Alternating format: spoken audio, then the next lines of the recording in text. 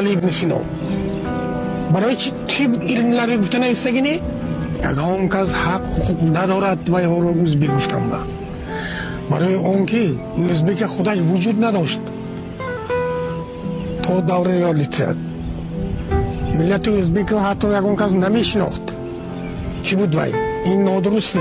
اگر همین صنف‌های تاجیکی گروه‌های تاجیکی کشاده شود و بعد ببینید که با از ما همین ابن سیناهای احمد دانش‌ها برآمدن میگیرن صدرالدین عینی جلال اکرام برین آدم اون بزرگ تاریخ رو نفسر دانستن در کار تاریخ رو نفسر آموزند.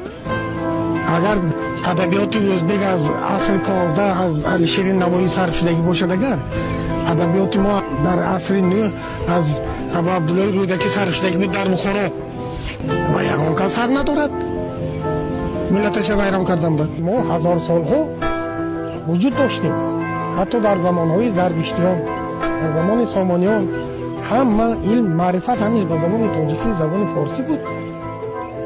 شهر خودش به 56 سال به 13 مکتب بودگی من به معلومات 14 13 تاجیکی بودگی یک تا تاتاری و روسی بودگی یک تا ازبکی در صنف بودگی نی 56 سال وایش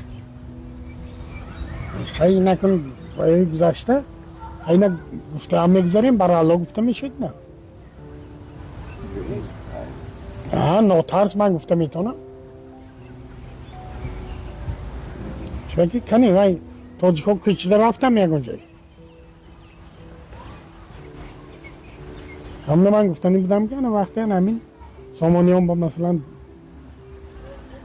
1000 سال پیش چقدر عالم علمایی بسیار از بخارا آمده برآمده بود. بعد از ریولیوسیون ازبکستان گفتن بعد کنی یک تو چشم نمه آدم برآمدگیش. این تاثیر زبان